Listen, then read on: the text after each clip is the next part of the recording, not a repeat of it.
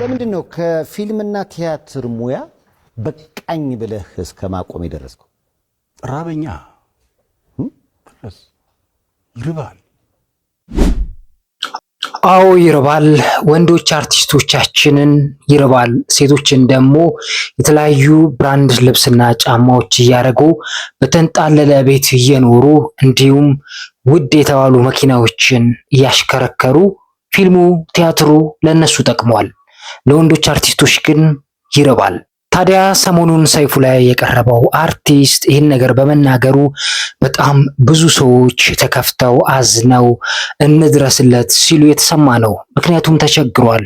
በብዙ ፊልሞች በብዙ ቲያትሮች የምናውቀው ውዱ አርቲስታችን አሁን ራበኝ ብሏል።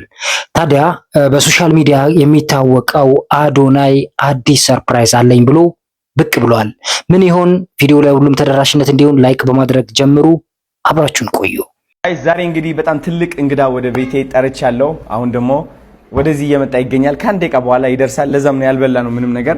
የጾም ምግብ አለ፣ የፍስክም አለ። ይህ እንግዳዬ እንግዲህ ዳኒ ጢሞ ተብሎ ይጠራል። እንግዲህ ሰይፉ ፋንታሁን ላይ ቀርቦ ነበረ ፖድካስት ላይ እና እንደሰማችሁት ወንድማችን በጣም ታለንትድ ነው። በጣም ትልቅ አላማ አለው። ግን ደግሞ አሁን ተዳክሞ ይገኛል። ህይወት አንዳንዴ እንደዛ ነች። ስለዚህ እኛንን መቆም ያለብን ለእንደነዚህ አይነት ብርቱ ሰዎች፣ አላማ ላላቸው ሰዎች። በጣም ጥሩ ስራ ነው እንግዲህ አዶናይ ይዞ የመጣው። ሰሞኑን ጠፍቶ ነበር፣ ሰለቸን ምናምን የሚሉ ወቀሳዎች እየበዛበት ነበር። አሁን ደግሞ በዚህ ስራ በቅ ብሏል። አርቲስት ዳኒ ጢሞ እንግዲህ በልጄስ የሚለው ተከታታይ ድራማ በጣም ነው የታወቀው። ብዙ ቲያትሮችን ሰርቷል። ለሀገር ባለውለታ ነው፣ ለፊልምና ለቲያትሮ ኢንዱስትሪ። እስቲ ምን ያጋጥመው ይሁን? አሁንም አብረን እንከታተል። ላይክ አድርጎ እንዳትረሱ። ይቀጥላል።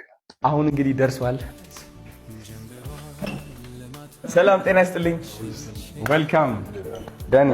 እንዴ ግብዳ አይደለ እንዴ? ባካል በእናትህ ሲሪየስ የኔ አባት እንዴት ነሽ? ደህና ነህ? ዌልካም ሆም። እንዴት ናችሁ? ግብዳ ነህ ባካል? ድምፁም ግብዳ ነው፣ ሰውነቱም እንደዛ ክሱፍ ነው። እንዴት ነሽ? ደህና ነህ? ታናሽ ወንድሜ ነው እሱ።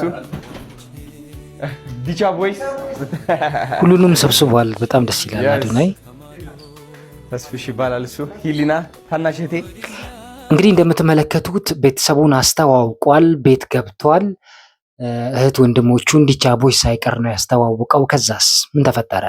አሁንም ይቀጥላል። ሀሳባችሁን ስጡ።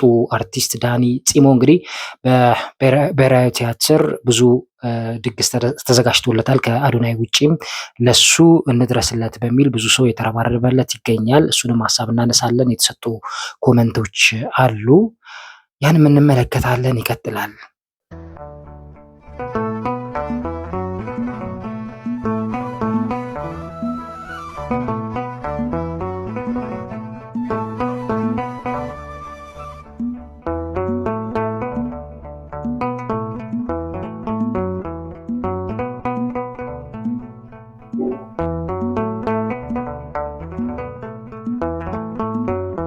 በጣም ደስ ይላል። እንደዚህ ተሰብስቦ ሁሉም ሰው በአንድ ማዕድ ሆኖ በጋራ ሲመገብ ደስ ይላል። ኢትዮጵያዊነት ያን ስሜት ለመፍጠር ነው። አዶናይ ከበፊት ጀምሮ ምግብ ሲመገቡ እንደዚህ ቤተሰብ ሰብሰብ ብሎ ነው።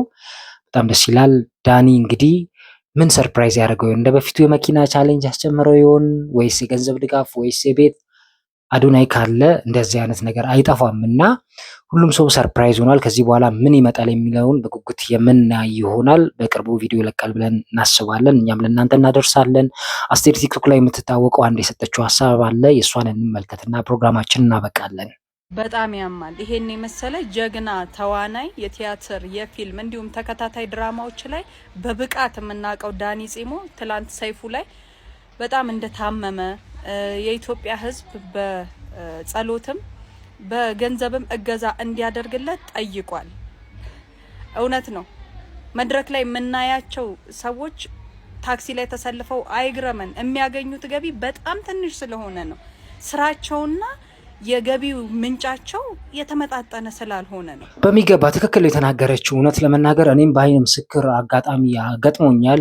የሆነ ጊዜ ብሔራዊ ቲያትር ስልጠና ለመውሰድ የ2 ወር እዛ መላለስ ነበርና አሉ የተባሉ አርቲስቶች በጣም የምንደነግጥላቸው በቴሌቪዥን መስኮት ስናይ እኔ ጉጉት ነበር እነሱን ለማግኘትና ስናያቸው ቲያትር ሰርተው አቅርበው ማታ 3 ሰዓት ላይ እዛው ለጋር አካባቢ ባቡር ተጋፍተው ይዘው ጠብቀው እንደዛ ድካም ከመድረክ ታውቃላችሁ ድካሙ ተለማምደው አቅርበው 3 ሰዓት ላይ ቤት ለመሄድ ባቡር ሲጋፉ ነው የማያቸውና በጣም አዝን ነበርና እኔ በጣም ገንዘብ ያላቸው ሀብታሞች ይመስሉኝ ነበር አርቲስት ሲባል።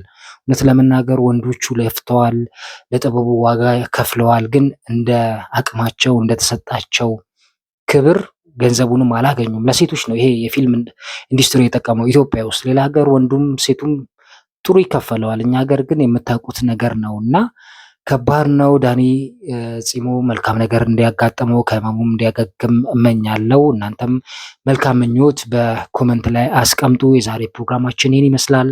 ሰላም ነው።